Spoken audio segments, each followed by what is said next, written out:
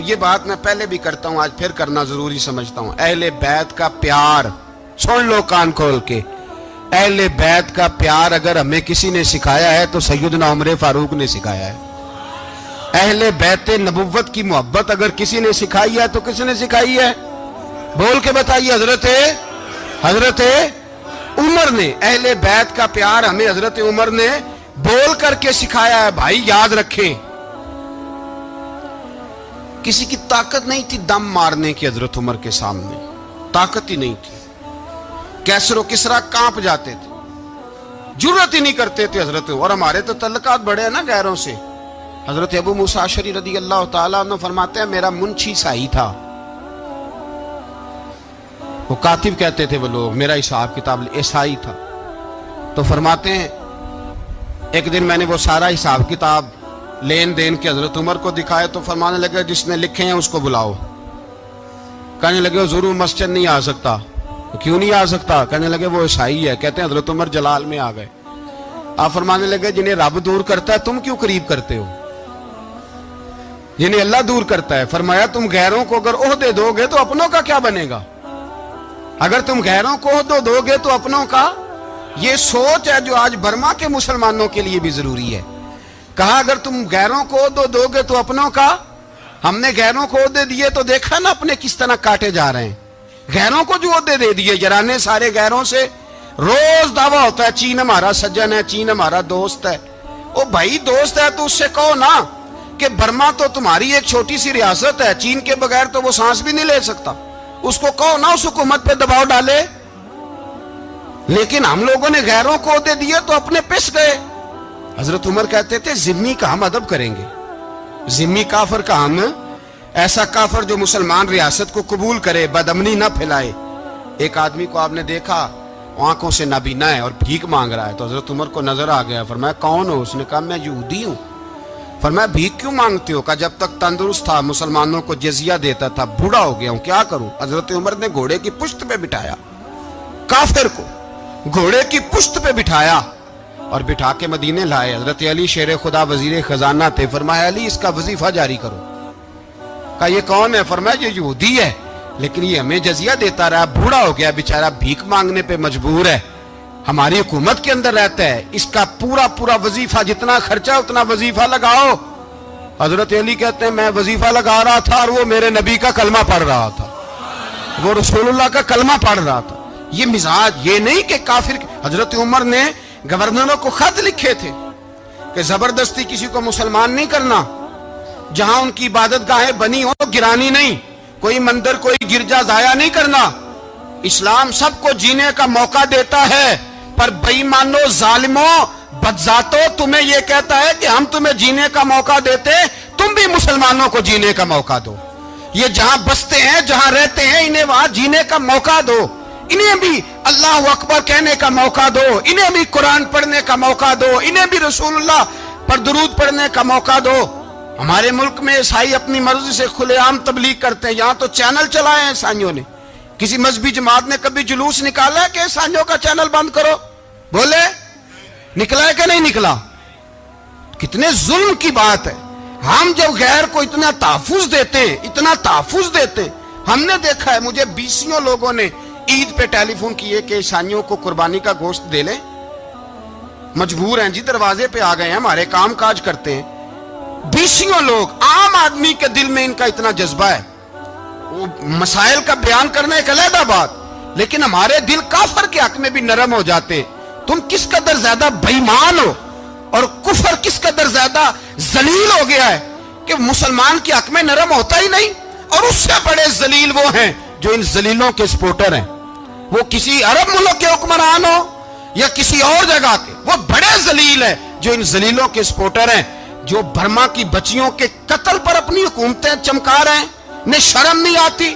اس قدر مسلمان تڑپا ہے لیکن ان بے غیرتوں کو ذرا ہوش نہیں آئی، اور یہ ان کے کماش، ان کے دلال جو ہر جگہ ان کی سپورٹ کر کے اپنی حکومتیں قائم کرتے ہیں، بے ایمانوں کو پتہ نہیں کہ کب ان پر اللہ کا عذاب اترے گا اور کس طرح ان کے پرخشے اڑیں گے۔ تمہیں اپنی ذلت اور رسوائی نظر نہیں آ رہی کہ زمین کس طرح تمہارے لیے تنگ ہو گئی ہے؟ اس سے زیادہ اور تمہاری رسوائی کیا ہوگی؟ ڈرو اللہ سے، اور یہ تو دنیا کا عذاب ہے۔ इन बत्श रब्बिक लशदीद, मेरा रब कहता है क़यामत तो कायम होने दे, इतना सख्त तेरे रब की पकड़ है इतनी किसी दूसरे की हो सकती, याद रखें।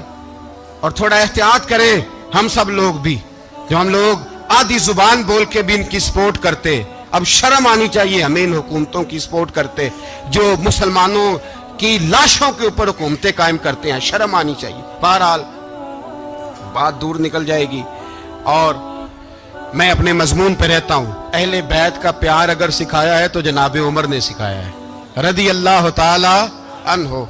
इमाम हसन मिलने, आप यकीन करें मैं जब इस वाकया को पढ़ता हूं तो मेरा दिल झूम जाता है।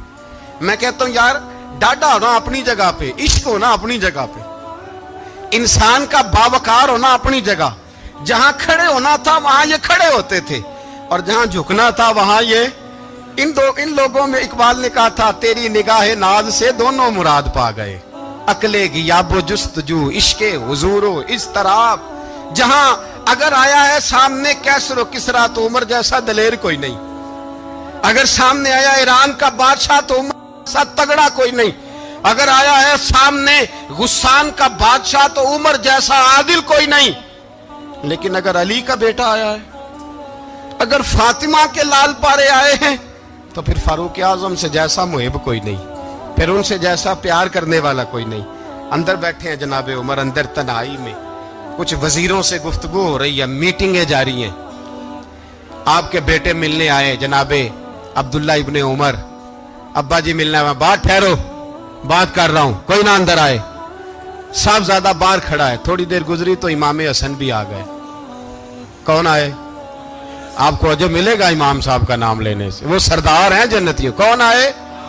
सारे बोलिए, इमाम हसन तेरी नस्ल पाक में है बच्चा बच्चा नूर का, तू है ने नूर तेरा सब घराना। इमाम हसन आए तो हजरत अब्दुल्ला इब्ने उमर को दरवाजे पे खड़े देखा, कहा अमीरुल मोमिनीन कहाँ हैं?